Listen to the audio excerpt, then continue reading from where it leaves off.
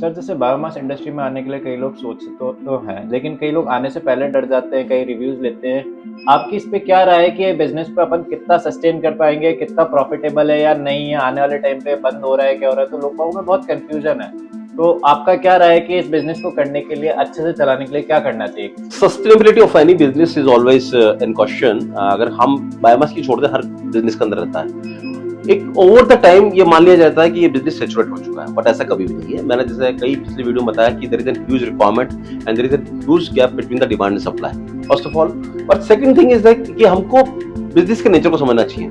कुछ लोग ऐसे होते हैं जिनको आदतन जिंदगी भर 8 से 10 रुपए किलो का मार्जिन कमाने की आदत होती है। कुछ लोग ऐसे होते हैं जो वॉल्यूमेट्रिक काम करते हैं, जो कि 50 पैसे 1 रुपए कमाई पे काम कर रहे हैं। तो बिजनेस के नेचर अलग अलग है। अब इस पर डिपेंड ये करता है कि किस नेचर का बिजनेस कौन करने जा रहा है। मतलब मान लीजिए मैं 8 से 10 रुपए किलो की कमाई का पूरा बिजनेस करता आ रहा हूँ 3 जनरेशन से, और मुझे आज 50 पैसा 1 रुपए किलो की कमाई का बिजनेस मिल जाए, तो डेफिनेटली मेरे अंदर निराशा जनरेट होगी, क्योंकि मुझे दो तरह से काम करना है। एक तो फार्मर से डील करना है, मिडिल मैन से डील करना है, जो कि इलिटरेट है क्योंकि ऑर्गेनाइज बिजनेस नहीं है। दूसरा मार्जिन कम है। तो बेसिकली आपको अपना एंड गोल देखना चाहिए। ये जो बिजनेस है इसमें आपको नॉवल कॉस्ट भी है, इसके अंदर कमाई भी है। कमाई कम नहीं है ओवर द टाइम अगर देखा जाएगा तो 70 टन 80 टन या 100 टन पर डे बनाते हैं, जो कि हर बिजनेस में संभव नहीं है। तो अगर वॉल्यूमेट्रिक है तो आपको कमाई उतनी मिल रही है। अगर आप 100 टन बना रहे हो और 1 टन 1 रुपए किलो की कमाई दिखती है तो 1 लाख रुपए पर डे का आपको बचत है। मैं कह रहा 50 पैसे की बात करें तब भी हमको 50 रुपए की बचत है। तो बचत पे आप कॉन्सेंट्रेट कीजिए, ये मत देखिए कि इसके अंदर बचत कितनी है। ये बात पक्का है कि जब आप इस फील्ड में आ रहे हैं तो आपको सारे फैक्ट्स क्लियर होना चाहिए कि इस बिजनेस के अंदर आपको कोई ऐसा जिन आकर के, अलादीन आकर के पैसा कमा के नहीं दे देगा। इसमें आपको हार्ड वर्क उतना ही करना है जितने नेचुरल बिजनेस होते हैं। लेकिन क्या आपके एग्जिस्टिंग बिजनेस में उतनी कमाई है? या एग्जिस्टिंग बिजनेस में चैलेंज कम हुआ है आपका?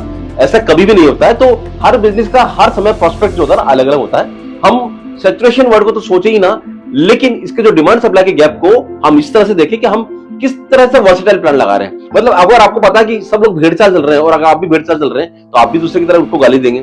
आप वर्सेटाइल क्यों नहीं सोच रहे हैं? क्यों सोच रहे हैं कि थर्मल प्लांट को दें? हम लोकल मार्केट को दीजिए, बॉयलर्स को दीजिए, या थर्मोफ्यूल बॉयलर्स वाले को दीजिए। आप अलग अलग तरीके से सोचिए ना, तो डेफिनेटली वहां पर कोई कंपटीशन भी नहीं है और वहां पर पूरा मार्केट खुला पड़ा है। तो अभी मैं देखता हूं तो थोड़ा सा अनऑर्गेनाइज्ड तरीके से लोग एक तरफ चले जा रहे हैं, तो लोगों को सैचुरेशन नजर आता है। और मेरे ख्याल से एक पक्ष अगर भर गया है तो पूरा 360 डिग्री में से अगर मान लीजिए हम 40 डिग्री परसेंट मान लीजिए 40 डिग्री भरता हुआ देखते हैं, तो अभी 320 डिग्री का पूरा सर्कल खाली पड़ा है। इसलिए लोग प्लानिंग करके आएंगे तो कोई सैचुरेशन नहीं है, कोई इसमें सर्वाइवल का क्वेश्चन नहीं है, कोई सस्टेनेबिलिटी का क्वेश्चन नहीं है। बस आप प्लान करके आइए और अपनी सीमा जरूर तय कीजिए। लोग क्या करते हैं कि बहकावा में आकर के 5 टन की यूनिट प्लान कर ली।